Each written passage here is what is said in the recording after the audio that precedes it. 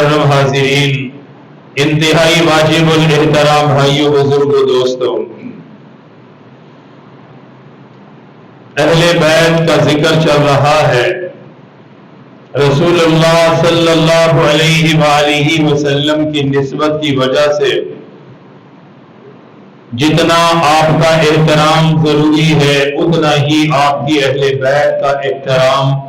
ضروری ہے۔ جس طرح نبی پاک صلی اللہ علیہ وآلہ وسلم سے محبت کرنا ایمان کا حصہ ہے، اسی طرح سرکار دو عالم صلی اللہ علیہ وآلہ وسلم کی اہل بیت سے محبت کرنا یہ بھی ایمان کا حصہ ہے۔ سرکار مدینہ صلی اللہ تعالی علیہ وآلہ وسلم کی سب سے چھوٹی صاحبزادی، آپ کی لگتے جگر، نور نظر، سیدہ بی بی فاطمہ رضی اللہ تعالی عنہا، آپ صلی اللہ علیہ وآلہ وسلم ساری اہل بیت میں سب سے زیادہ ان سے محبت کرتے تھے۔ اتنی ان سے محبت تھی کہ جب بھی سفر پر جاتے تو سب سے آخر میں اپنی بیٹی سیدہ فاطمہ سے ملاقات کرتے، اور جب بھی سفر سے واپس آتے تھے سب سے پہلے مسجد نبوی میں 2 رکعت نفل ادا کرتے، اور 2 رکعت نفل ادا کرنے کے بعد سیدھے حضرت فاطمہ کے گھر جاتے، سب سے پہلے ان کی حالت دریافت کرتے، سب سے پہلے ان سے ملتے، اس کے بعد اپنی ازواج سے ملاقات کرتے۔ جب ان سے اتنی محبت تھی اور اپنے داماد حضرت علی المرتضیٰ شیر خدا رضی اللہ تعالی عنہ سے بھی بے پناہ محبت فرماتے تھے، فرمایا کرتے تھے علی انت اخی فی الدنیا والآخرہ، کہ اے علی تو دنیا میں بھی میرا بھائی ہے، آخرت میں بھی میرا بھائی ہے۔ اس قدر محبت کا اظہار فرمایا کرتے تھے،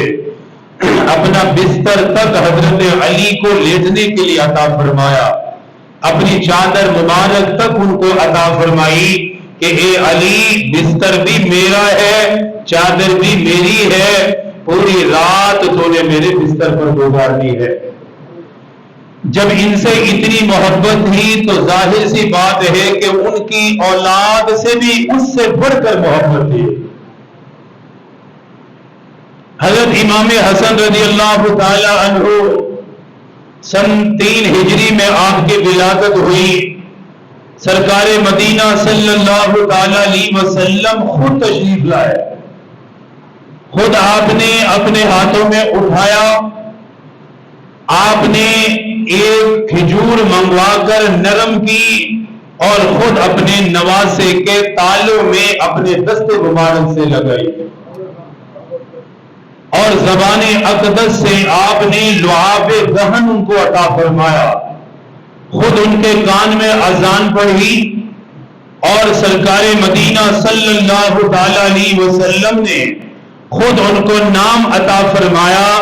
فرمایا بیٹی میں نے تیرے بیٹے کا نام حسن رکھا ہے۔ عقیقہ بھی خود ہی کیا، سر کے بال کٹوائے، بالوں کے برابر چاندی بھی خود خیرات فرمائی، اتنی محبت کرتے تھے۔ پھر 1 سال کے بعد سن 4 ہجری 3 شعبان المعظم سرکار مدینہ صلی اللہ تعالی علیہ وسلم کو پھر یہ خبر دی گئی کہ آقا مبارک ہو، اللہ نے سیدہ فاطمہ کو ایک اور بیٹا عطا فرمایا ہے۔ آپ کی بیٹی، آپ کے لگتے جگر، آپ کے نور نظر سیدہ بی بی فاطمہ رضی اللہ تعالی عنہ کو اللہ پاک نے حضرت حسن کے بعد ایک اور چاند جیسے بیٹے کی نعمت عطا فرما دی ہے۔ سرکار مدینہ صلی اللہ تعالی علیہ وسلم نے جب یہ خبر سنی، قربان جاؤ جس نبی کی بارگاہ میں جبرائیل امین جیسا فرشتہ خود آتا ہے، خود چل کر بارگاہ رسالت میں حاضر ہوتا ہے، وہ نبیوں کے نبی جن کی آمد پر استقبال انبیاء کرتے ہیں، جن کا احترام رسول کرتے ہیں، اپنے نواسے کی خبر سن کر نبیوں کے نبی امام الانبیاء خود اپنی بیٹی کے گھر تشریف لائے، خود تشریف لائے، خود ملنے کے لیے آئے، اپنی بیٹی سیدہ بی بی فاطمہ کے گھر مبارک میں قدم رکھا۔ امام الانبیاء تاجدار مدینہ صلی اللہ تعالی علیہ وآلہ وسلم تشریف لائے۔ آپ نے آنے کے بعد سب سے پہلے اپنی بیٹی کو فرمایا میری بیٹی تجھے بہت مبارک ہو، اللہ نے بیٹے کی نعمت عطا فرمائی، شکر ہے اس پروردگار کا جس نے اولاد کی تجھے نعمت عطا فرمائی، تیری گود کو اللہ نے اولاد کے ذریعے سے آباد فرمایا میری بیٹی لا مجھے دکھا، اللہ نے تجھے جو بیٹا عطا فرمایا تاجدار مدینہ کی باہوں میں رکھا گیا۔ امام الانبیاء نے اپنے ہاتھوں میں اٹھایا، وہ کیسا عجیب منظر ہوگا، اٹھانے والا نبیوں کا نبی ہے، امام الانبیاء ہے، سردار الانبیاء ہے، اٹھایا ہوا ہے جنتی نوجوانوں کے سردار کو، سیدنا امام حسین کو اپنے ہاتھوں میں اٹھایا ہوا۔ امام الانبیاء نے اپنے ہاتھوں میں لیا، پیشانی کو بوسہ دیا، بوسہ دے کر فرمایا بیٹی اللہ نے چاند جیسا بیٹا عطا فرمایا ہے، اتنا نورانی چہرے والا بیٹا عطا کیا ہے۔ میرے آقا نے ایک کھجور کو نرم فرمایا، نرم کرنے کے بعد اپنی انگلی مبارک سے ان کے تالوں میں لگائی، آپ نے خود ان کی تہنیک فرمائی، تہنیک فرمانے کے بعد اپنی زبان اقدس سے لعاب دہن انگلی میں لگا کر نہیں چٹایا، انگلی میں لعاب دہن لگا کر امام حسین کو نہیں دیا بلکہ ان کے دونوں لبوں کو اوپر کر کے نبوت والی زبان ہی درمیان میں رکھی، آپ نے اپنی زبان اقدس کو رکھ دیا۔ حضرت امام حسین کی سب سے پہلی جو غذا بنی امام الانبیاء کا لعاب مبارک بنی، تاجدار مدینہ کا لعاب مبارک بنی۔ کیا کہنا ہے اس بچے کا، کیا نصیب ہے اس بچے کا، کیا مقدر ہے اس بچے کا جو نبیوں کے نبی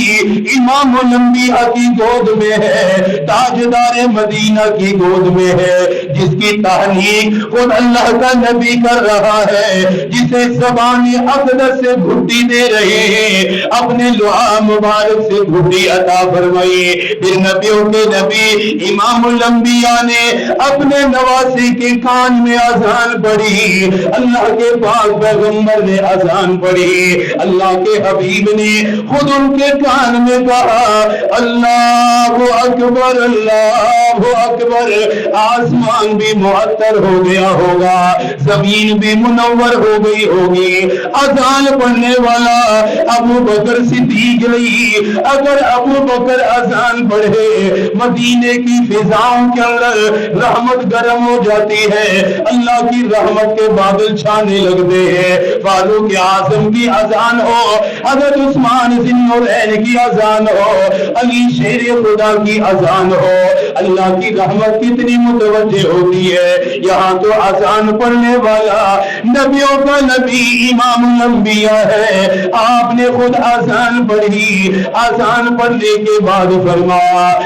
میری بیٹی میں نے اس کا نام حسین رکھا ہے، بڑے بیٹی کا نام میں نے حسن رکھا، اس کا نام میں نے حسین رکھا۔ فرمایا اس نام کا پہلے کوئی نہیں گزرا،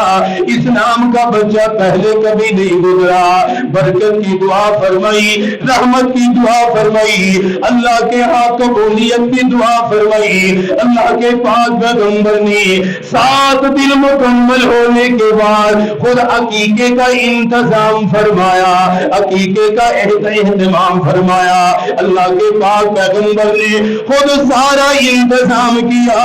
عقیقے کا مکمل انتظام نبیوں کے نبی امام الانبیاء نے کیا، اپنے نواسے کی دعوت کا انتظام کیا، ان کے عقیقے کا انتظام کیا، اپنے وفا پاک کو بلایا، اپنے صحابہ کو عقیقے میں شریک کیا،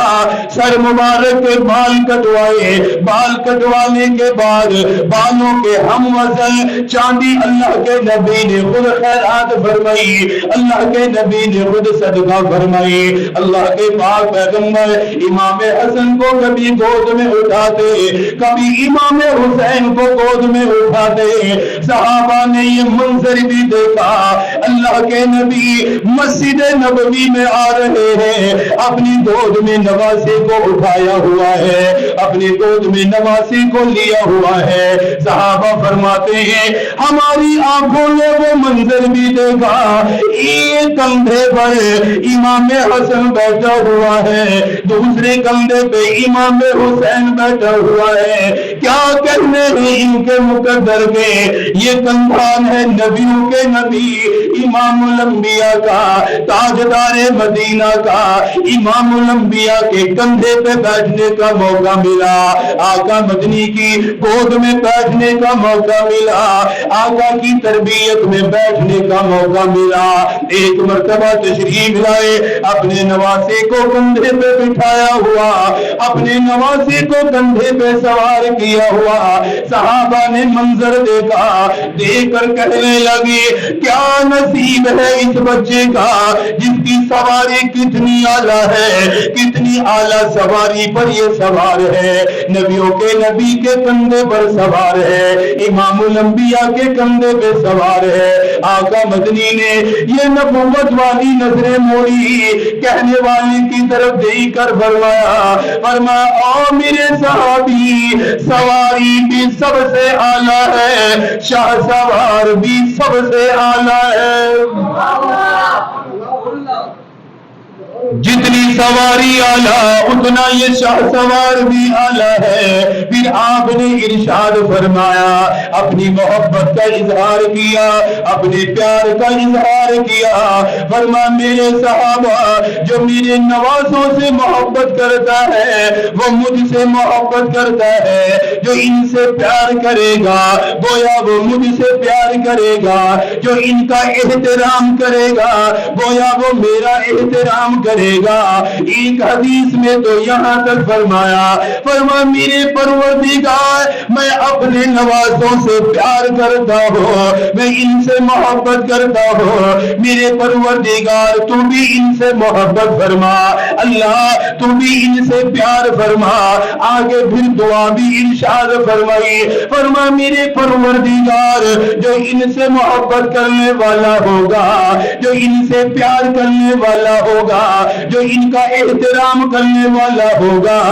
جو ان کی شان کو ماننے والا ہوگا، فرما میرے رب جو ان سے محبت کرے ان کے صدقے میں آپ بھی اس سے محبت فرمائیے۔ حضرت حسن کی محبت سے اللہ کی محبت بھی مل جائے گی، اللہ کے رسول کی محبت بھی مل جائے گی، امام حسن کی محبت کی وجہ سے اللہ کے رسول کی محبت بھی ملے گی، اللہ کی محبت بھی مل جائے گی۔ ان سے پیار کرنے والوں کے لیے اللہ کے نبی نے خود دعا دی ہے، ان کا احترام کرنے والوں کے لیے اللہ کے نبی نے خود دعا فرمائی میرے پروردگار جو ان سے محبت کرنے والا ہو، ان سے پیار کرنے والا ہو، اللہ تو بھی ان سے محبت فرما۔ اللہ کا شکر ہے ہر مسلمان محبت کرنے والا ہے، ہر مسلمان احترام کرنے والا ہے، ان کی محبت کے صدقے میں اللہ کا نبی بھی ہم سے محبت کرے گا، خود اللہ بھی محبت کرے گا۔ اللہ کے پاک پیغمبر اتنی محبت فرمایا کرتے تھے، نماز جیسی عظیم عبادت، نماز سے بڑھ کر کوئی عبادت نہیں، اللہ کے نبی نماز عطا فرمایا کرتے، نماز کے لیے سجدے میں جاتے، سارے جانتے ہو سجدہ کرنا کتنی بڑی عبادت ہے، سجدے میں اللہ سے ملاقات ہوتی ہے، سجدے میں اللہ سے بندہ کلام کرتا ہے، پھر سجدہ بھی نبیوں کے نبی امام الانبیاء کا ہے، اس پاک پیغمبر کا سجدہ ہے جس کے سجدے کی وجہ سے ساری زمین کو قرار آ جایا کرتا تھا، زمینوں کو قرار آ جاتا، پہاڑوں کو قرار آ جایا کرتا تھا۔ وہ پاک پیغمبر جب سجدے میں جاتا، کبھی امام حسن آپ کی پیٹھ پہ سوار ہو جاتا، کبھی امام حسین آپ کی پیٹھ مبارک پہ سوار ہو جاتے، آپ کبھی بھی سجدے کے لیے انہیں ہاتھ سے نیچے نہیں اتارا کرتے، اشارہ نہیں فرمایا کرتے تھے، بلکہ سجدہ لمبا کر دیا کرتے، سجدے کی تسبیحات لمبی کر دیا کرتے تھے۔ میرے نواسی اپنی مرضی سے سوار ہوئے، اپنی مرضی سے ہی نیچے اتریں گے۔ جب یہ شہزادی پیٹھ مبارک سے نیچے اترتے تب اللہ کے نبی سجدے سے اپنا سر مبارک اوپر کیا کرتے، جب تک یہ سوار رہا کرتے آپ سجدے کی حالت میں ہی رہتے، اللہ کی تسبیح بیان کرتے ہی رہتے۔ منبر پہ تشریف فرما ہے، مسجد نبوی کا منبر ہے، صحابہ اکرام کا مجمع ہے، عظیم مجمع بیٹھا ہوا ہے، اللہ کے پاک پیغمبر واضح نصیحت فرما رہے ہیں۔ اسی درمیان امام حسن امام حسین حضرات حسنین کریمین آ گئے، لڑک پن کی حالت ہے، چھوٹی عمر ہے، لمبا کرتا پہنا ہوا ہے، لمبے کرتے کی وجہ سے زمین پہ گر رہے ہیں۔ اللہ کے نبی سے رہا نہ گیا، اللہ کے نبی سے دیکھا نہ گیا، اپنے منبر مبارک کو چھوڑا، اپنی بات کو درمیان میں چھوڑا، اللہ کے نبی منبر سے اتر گئے، اپنے نواسوں کی طرف خود چل کے گئے، ایک نواسے کو دائیں ہاتھ میں لے لیا، ایک نواسے کو بائیں ہاتھ میں لیا، اسی حالت میں منبر پہ تشریف لائے، اپنے نواسوں کو منبر پہ بٹھایا، اپنے پہلو میں بٹھایا، اسی حالت میں صحابہ کو خطبہ دیا، اسی حالت میں صحابہ کو واز کرتے رہے۔ صحابہ فرماتے ہم نے دیکھا اللہ کے نبی واز کرتے کرتے کبھی امام حسن کو دیکھا کرتے، دیکھ کر مسکرانے لگ جایا کرتے، کبھی بات کرتے ہوئے اپنی بائیں طرف توجہ فرماتے، امام حسین پہ نظر پڑتی، نبوت والا چہرہ مسکرا دیا کرتا، نبوت والے چہرے پہ مسکراہٹ آ جاتی۔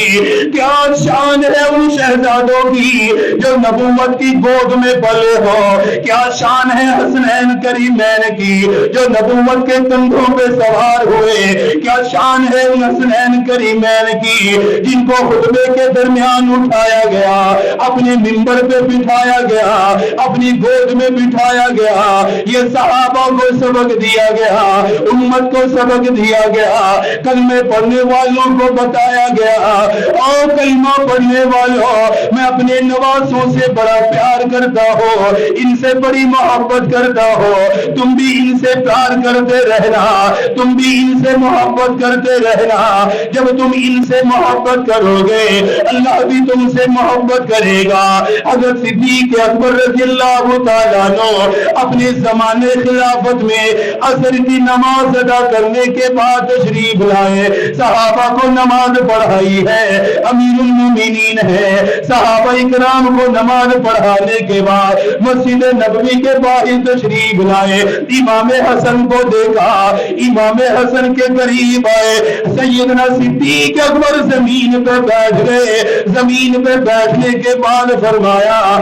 میرے نواسے میرے کندھے پہ سوار ہو جا۔ صدیق اکبر نے اپنے کندھے پہ بٹھایا، صحابہ یہ منظر دیکھتے رہے، مسلمانوں کا خلیفہ ہے، مسلمانوں کا امام ہے، امام حسن کو کندھے پہ بٹھایا، سامنے حضرت علی بھی نظر آ گئے، حضرت علی نے یہ منظر دیکھا، مسکرانے لگے، سیدنا صدیق اکبر چلتے چلتے حضرت علی کے قریب آئے، علی کے قریب آگے فرمانے لگے، فرمائے اے علی حسن کی مشابہت رسول اللہ سے ہے، حسن رسول اللہ سے ملتا ہے، حسن کا بولنا رسول اللہ سے ملتا ہے، حسن کا چلنا رسول اللہ سے ملتا ہے، حضرت حسن کی چال رسول اللہ سے ملتی ہے، فرمانے لگے اے علی حضرت حسن آپ سے نہیں ملتے بلکہ حسن تو رسول اللہ سے ملتا ہے۔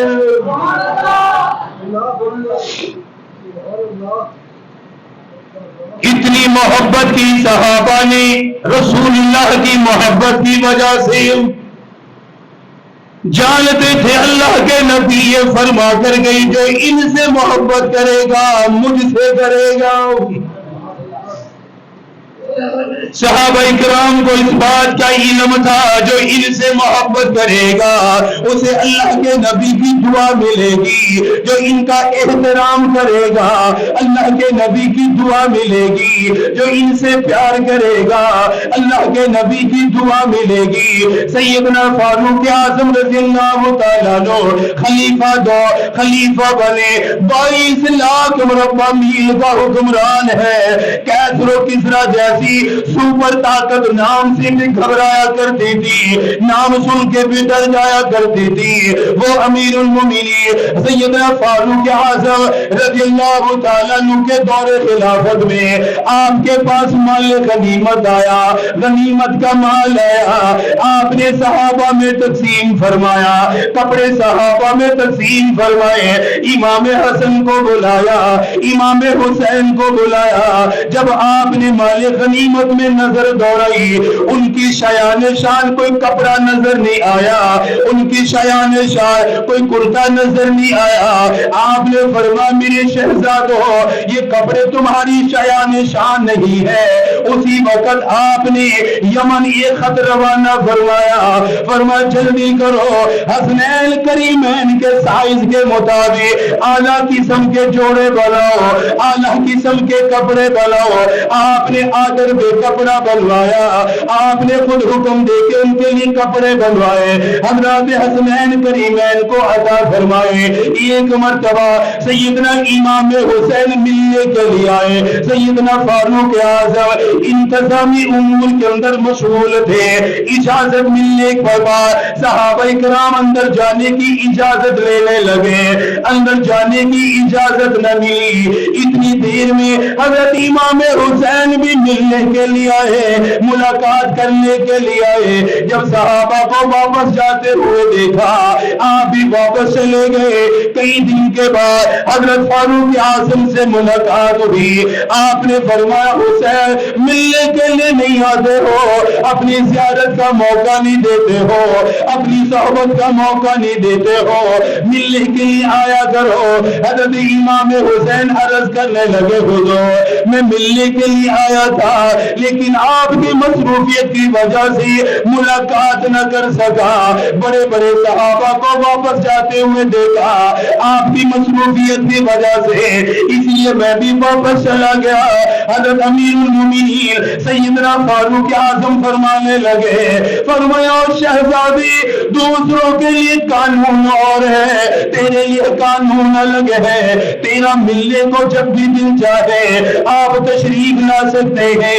اجازت لینے کی ضرورت کوئی نہیں، میں تو خود آپ کی ملاقات کا شوق رکھنے والا ہوں۔